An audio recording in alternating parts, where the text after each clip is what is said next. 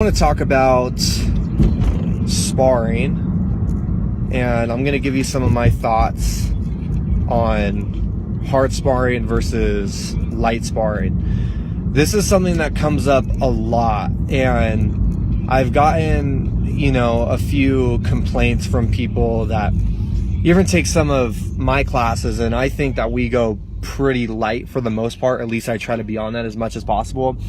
But in terms of harder sparring, I think that there is a place for it within your training, but I think 80% of the time you should be going light.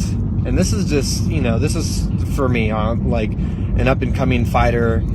I've been doing this for several years. I'm no expert, but this is from my experience, and what I see happen most of the time is that people get wrecked in training and get hurt more often than not because, one, their partner is going too hard and they don't speak up and say something. I mean, hell, I rarely even say something. Like, when it's funny because I tell the kids that that take my classes, like, if your partner is going too hard, you need to say something. Well, dude, I don't even do that. So I don't know how I expect other people to do it. It's funny because if somebody's going hard with me, one, I'll amp up the tempo a lot and try to hit them as hard, if not harder. Or two, I'm just never going to spar with that person again. With that being said, there's a time and place for that. Now, to dive a little bit deeper with harder sparring, this should be done when you have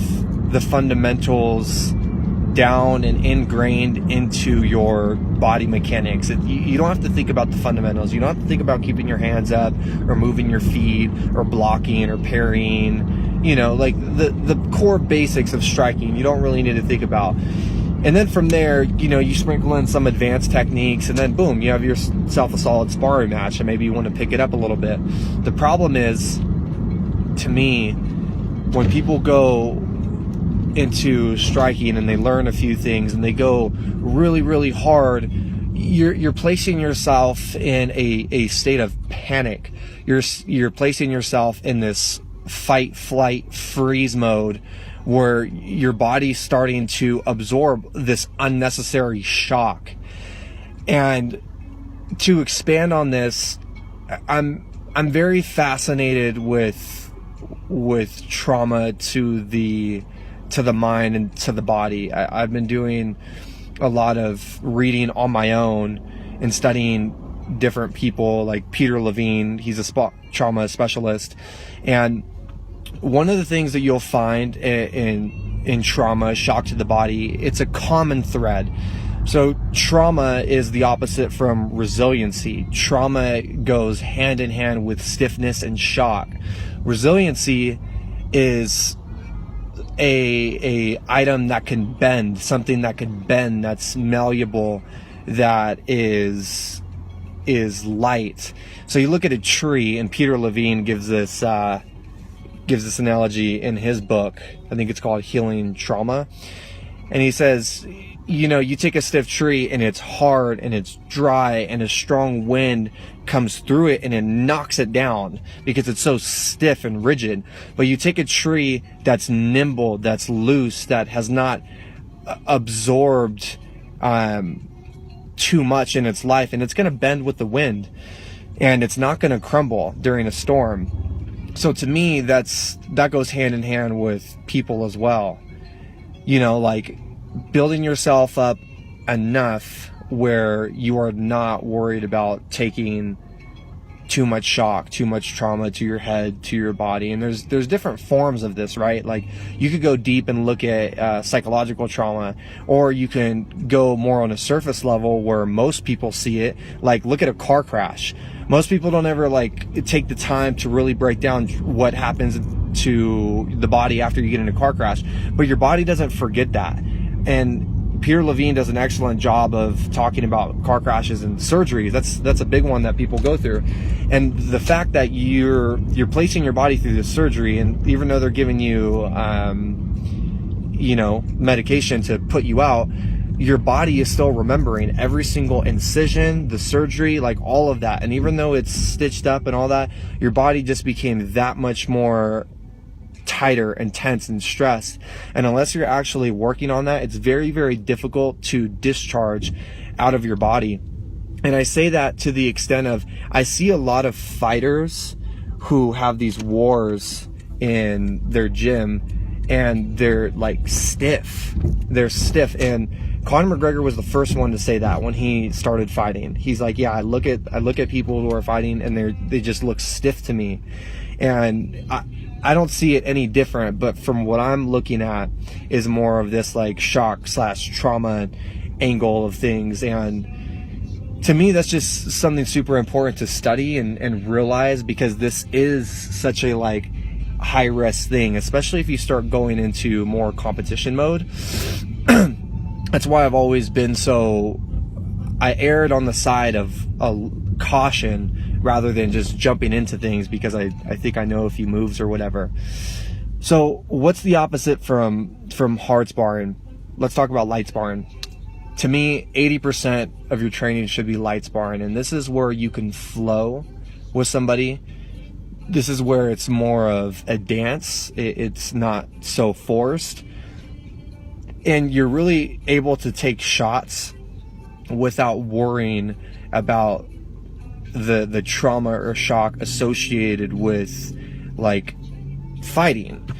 So with that being said, analyze the pace that you are going at, because it's very, very important. Like the amount of energy that you put into something is most likely going to be matched by your partner, or it's going to have your partner go a little bit harder than you. So when I first start sparring people, I'm very, very, very controlled, very light, as much as I can be. And I always try to tell my students, whoever shows up to my classes, like, look, go light, start off at a 20-30% pace.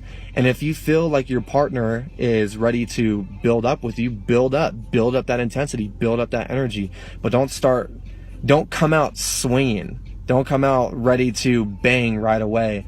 I don't think that leads to safety. And a big thing that you want to try to make a habit of is getting out of your head. And you can't really get out of your head when you are forced to think about like, oh, should I run away? Should I like fight or flight? Should I punch this guy as hard as I can? It puts your body in a state of fear. And most people, when they're first starting out, that is their initial emotional response, and it's 100% okay, and it's natural. Everybody goes through it. I remember when I first started sparring, and I was like, oh my gosh, like, like I didn't know how to take a shot. Like every time I saw a punch, even if it didn't hit me, I was like, like it was ridiculous. I didn't even know how to control my breathing. Everything was just so stiff. I remember controlling my breath and all of that.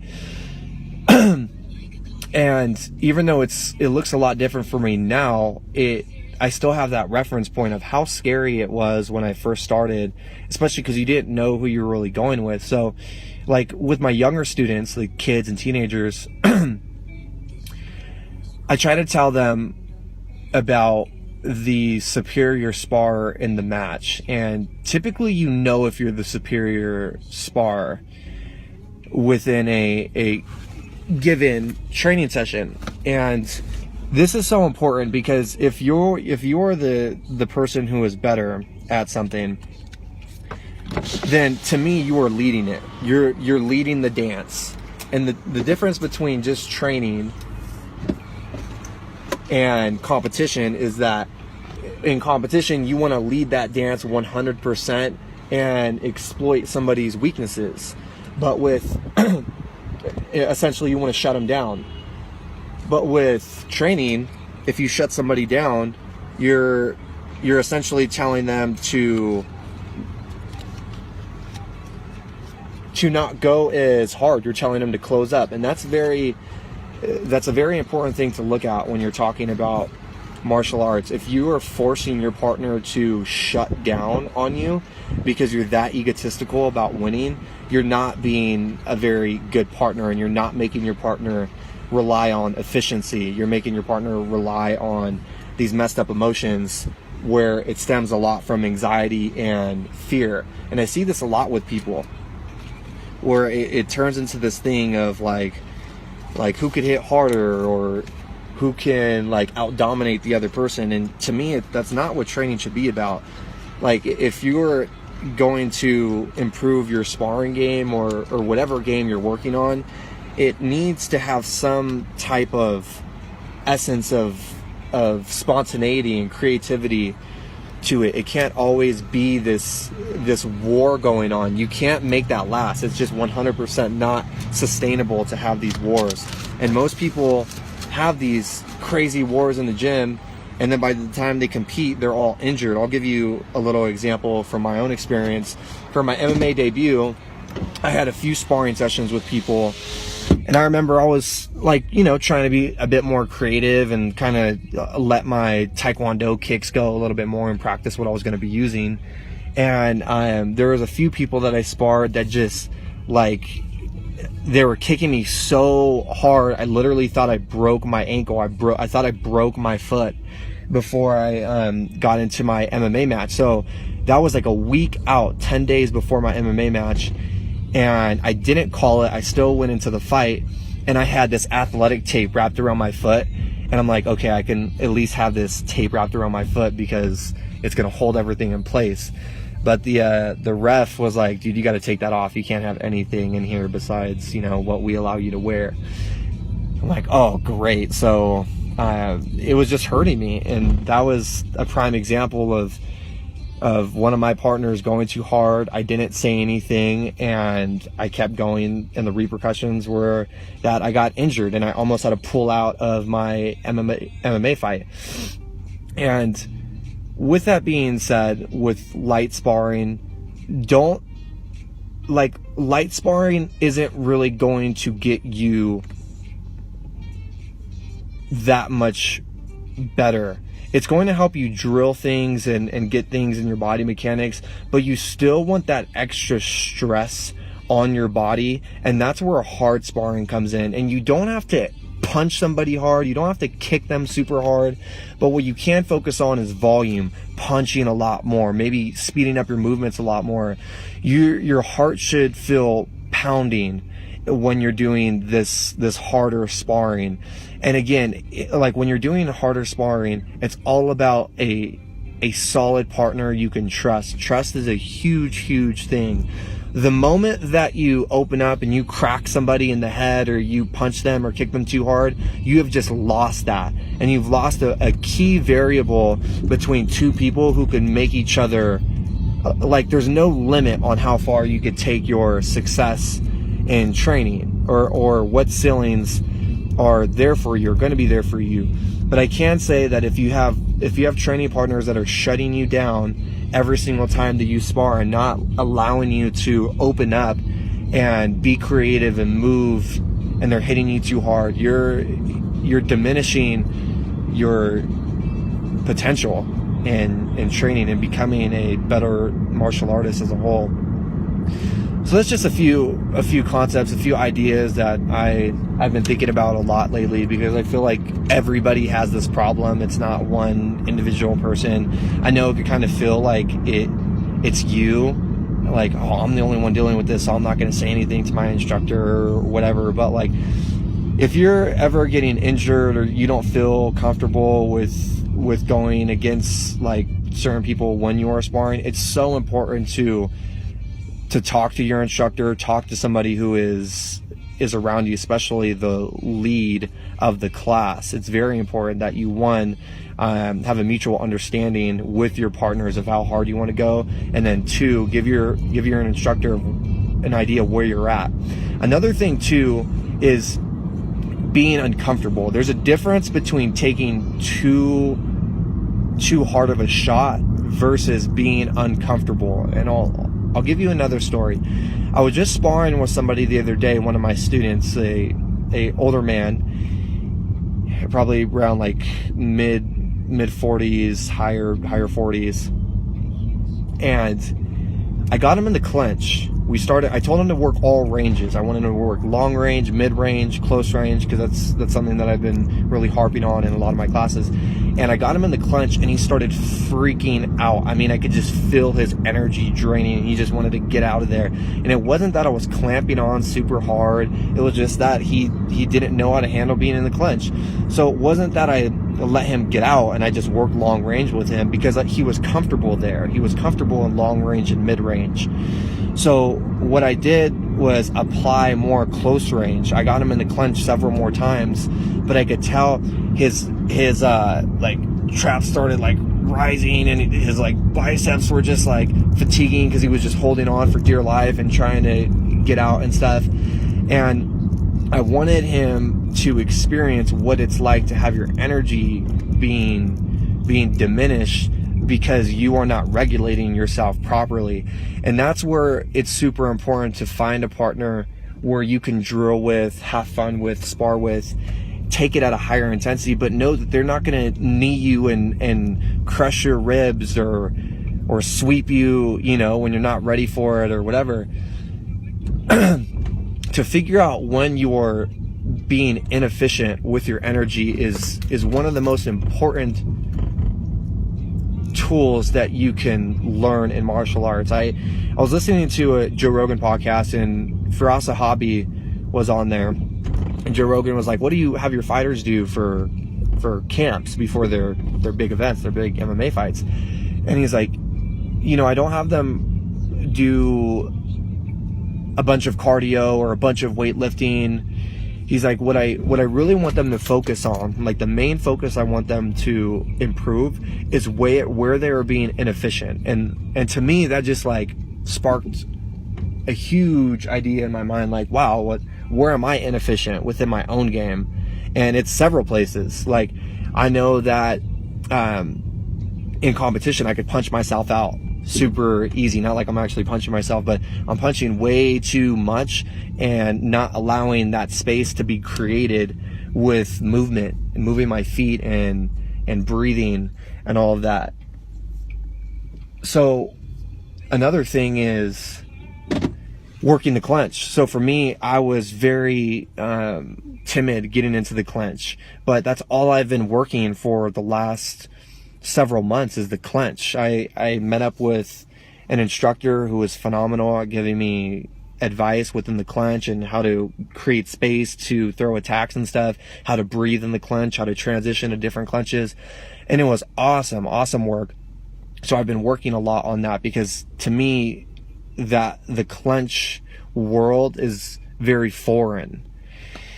So that's something that I would like to bring into the school that's a bit new, like I feel like my classes have been going more and more to the clinch, working all ranges and all different realms of striking, not just the long range, not just the mid range.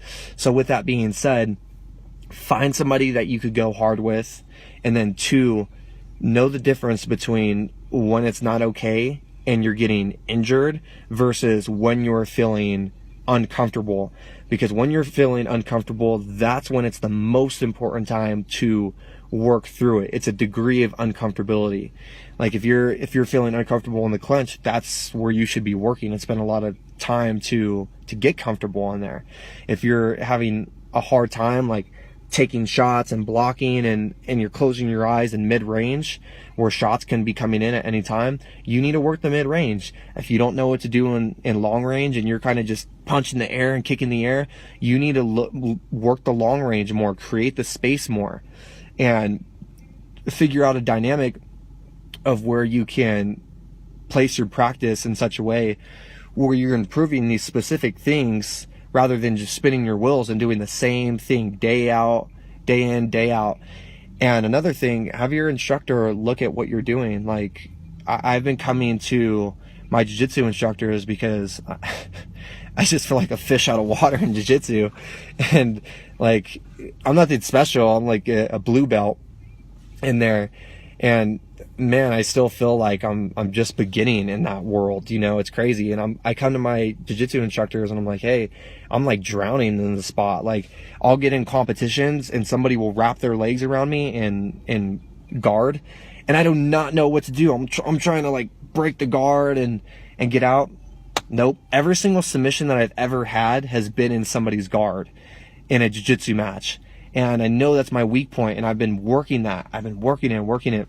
Still stuck there, but I know that's where my energy's drowning in grappling terms. So yeah, man, I hope this helps. I hope this gives you a little insight on where my head is at and my goals and ideas for where I want to take this challenge and my striking classes as a whole. I want everybody to be pushed to their limits, but at the same time, I want you to be safe as possible and walk out feeling really good after practice. So that's it. I think I'm gonna go take a nap right now. Have a great day, guys. See you in a bit.